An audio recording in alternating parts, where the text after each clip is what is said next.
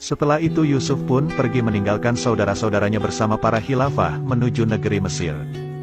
Setelah kepergian Yusuf, salah satu saudaranya menyadari bahwa beberapa kambing telah dimangsa oleh kawanan serigala.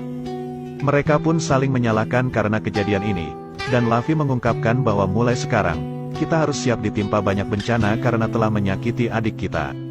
Yahuda yang sudah muak dengan Lavi pun langsung menyerang, dan terjadilah perkelahian antara mereka berdua.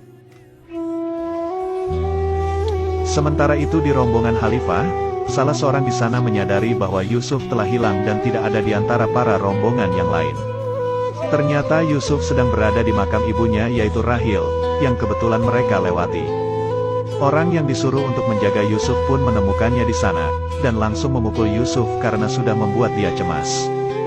Dia sangat marah karena majikannya dulu juga sering berkata bahwa Yusuf sering kabur dari mereka. Ketika dia akan memukul Yusuf lagi, tangannya merasa kesakitan dan tidak bisa digerakkan sama sekali. Hal itu membuat Malik bertanya-tanya, apa yang sebenarnya telah terjadi. Setelah dia mengetahui bahwa pria itu sakit setelah memukul Yusuf, Malik kembali menanyakan tentang siapa Yusuf sebenarnya, karena Yusuf mengatakan kalau dia sedang berdoa di makam ibunya. Dan menurut Malik para budak seharusnya tidak memiliki makam yang ditandai apapun, apalagi sebuah nisan. Dan ketika Yusuf tahu jika Malik ini adalah keturunan dari Nabi Ibrahim dan menyembah Tuhan Yang Maha Esa, Yusuf hampir saja mengatakan jika dia juga keturunan dari Nabi Ibrahim. Tapi dia kembali teringat pesan dari malaikat Jibril untuk mengatakan bahwa dia adalah anak sumur. Malik juga meminta agar Yusuf memaafkan orang yang telah memukulnya tadi. Yusuf mengatakan bahwa dia dididik untuk tidak membenci orang dan akan memaafkan orang tadi. Di sisi lain, saat para saudara sampai di Kan'an, Yakub kembali bertanya kepada mereka, apakah mereka menemukan Yusuf? Dan ketika ia menyadari bahwa Yahuda dan Lavi terluka, dia mengatakan bahwa belum apa-apa serigala yang melukai Yusuf kemarin, sudah saling melukai kembali.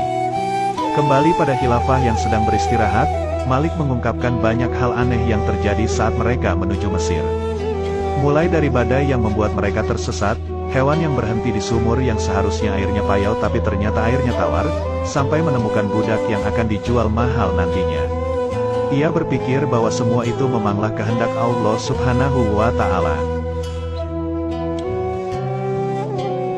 Sementara itu Yusuf terus memperhatikan orang yang memukulnya tadi sedang berdoa kepada Tuhan Ashitar, sesembahannya, dan meminta pertolongan kepadanya.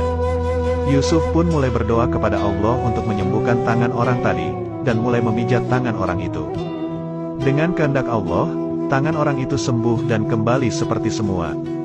Orang itu pun langsung kaget dan menanyakan apa yang telah kamu lakukan, hingga membuat tanganku sembuh. Padahal Malik juga sering memijatnya tapi tidak berpengaruh sama sekali. Salah satu sahabat Malik yang dari tadi memperhatikan itu pun heran dengannya, dan menanyakan apa yang kamu lakukan tadi saat menatap langit. Apakah kamu penyembah bintang? Jawaban Yusuf tentang Tuhannya membuat sahabat Malik itu terkejut dan kagum, karena Yusuf yang masih kecil memilih Tuhan yang lebih hebat daripada Tuhannya, dan orang-orang lain. Orang yang tangannya sembuh itu pun langsung meminta maaf kepada Yusuf, karena tadi siang dia telah memukulnya. Yusuf sebenarnya rela dipukul oleh orang itu, jika nantinya dia akan mendapatkan hidayah dari Allah. Sahabat Malik tadi, juga memimpikannya Yusuf jika saat dalam melewati ladang yang tandus, ladang itu langsung ditumbuhi tanaman yang hijau, dan di atas kepala Yusuf ada awan yang memayungi dari terik matahari. Hal itu membuat dia mulai bertanya-tanya, siapakah sebenarnya Yusuf ini? Siang harinya, kejadian tadi malam itu diceritakan kepada Malik, tapi Malik mengira bahwa dia sembuh karena Yusuf sudah memaafkannya. Tapi sahabatnya mengira bahwa Yusuf ini adalah salah satu wali dari Tuhan. Tak berselang lama, ada seorang kakek-kakek yang sedang sakit, dan Malik mengira bahwa umurnya tidak akan panjang lagi. Yusuf yang merasa kasihan pun selalu menemani kakek itu dalam perjalanan dan selalu mendoakannya. Dia juga mengatakan kepada sang kakek, bahwa hidup dan mati adalah keputusan Allah, dan menyuruhnya agar tidak putus asa. Yusuf terus berada di sisinya dengan memijat-mijat sang kakek, dan dengan kehendak Allah kakek itu akhirnya bisa bangun dan bisa berjalan seperti layaknya saat dia sedang sehat. Sahabat Malik yang terkejut pun kembali menanyakan ke Yusuf, apakah dia yang menyembuhkan kakek itu, sama seperti dia menyembuhkan tangan Kitmir. Nabi Yusuf berkata bahwa yang menyembuhkan sang kakek adalah Allah. Dia hanya berdoa agar Allah menyembuhkannya. Hal itu membuat rombongan dan Malik merasa terkejut. Saat mereka melanjutkan perjalanan, Malik menjelaskan kepada Yusuf tentang negeri Mesir yang maju, dan memiliki pemerintahan yang jelas. Yusuf kembali berdoa kepada Allah dan memasrahkan dirinya di negeri asing yang akan segera Yusuf datangi itu. Singkat cerita, mereka akhirnya tiba di perbatasan negeri Mesir yang dijaga oleh tentara penjaga. Yusuf merasa pakaian mereka sangat aneh. Malik pun menjelaskan, jika penutup kepala itu membuat mereka jadi mirip seperti ular, karena negeri Mesir dikenal sebagai negeri ular.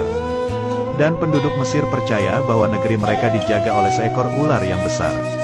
Yusuf juga kembali terkejut melihat banyaknya ternak di sana, dan air yang mengalir begitu banyak di sungai. Tapi itu semua hanya dimiliki oleh para dewa dan penguasa Mesir, bukan dimiliki oleh orang-orang biasa. Karena penduduk di sini hanyalah pekerja saja, dan tidak memiliki apa-apa. Belum apa-apa Yusuf sudah menyindir dewa Mesir dengan membandingkan dengan Tuhannya yang menciptakan segala sesuatu, tapi bukan untuk dirinya. Mereka pun juga tertawa mendengar perkataan Malik yang juga mengatakan bahwa para dewa di sini mempunyai ternak, istri, bahkan anak-anak. Dan ternyata di negeri Mesir orang yang berakidah tauhid adalah tindak kriminal. Malik berpesan kepada Yusuf, jangan sampai dia membicarakan dewa Mesir, apalagi menghinanya. Malik juga mengatakan kepada sahabatnya, bahwa Yusuf akan segera dijual di pasar budak, dan mereka akan mendapatkan keuntungan yang sangat besar. Namun sahabatnya berpikir bahwa seharusnya mereka tidak menjual Yusuf. Setelah para khilafah sampai di kota Thebes, Yusuf terus terpana melihat keindahan kota yang belum pernah ia lihat sebelumnya. Malam harinya saat mereka beristirahat, sahabat Malik kembali menanyakan siapa sebenarnya Yusuf. Dia juga mengatakan bahwa Tuhan-Tuhannya amat lemah dibandingkan dengan Tuhan Yusuf. Dia juga mulai penasaran dengan Tuhan Yusuf itu, dan meminta Yusuf untuk menceritakan tentangnya. Dan pada akhirnya dia juga ingin beriman kepadanya dan meninggalkan Tuhan-Tuhan sebelumnya. Yusuf berkata, bahwa dia sebenarnya sudah beriman kepada Allah, karena dia sudah bisa menjelaskan tentang keagungan dan kekuatan Allah pada Yusuf. Dan terlebih lagi dia menganggap lemah Tuhan-Tuhan sebelumnya yang ia sembah. Itulah keimanan sejati, kata Yusuf. Lagi-lagi dia menanyakan siapa sebenarnya Yusuf karena dia menganggap Yusuf lebih mulia dari mereka semua. Yusuf pun mengatakan bahwa dia tidak bisa menjawab pertanyaan itu, karena semua ini adalah kehendak Allah, dan Allah lah yang membawa Yusuf ke Mesir untuk suatu tujuan.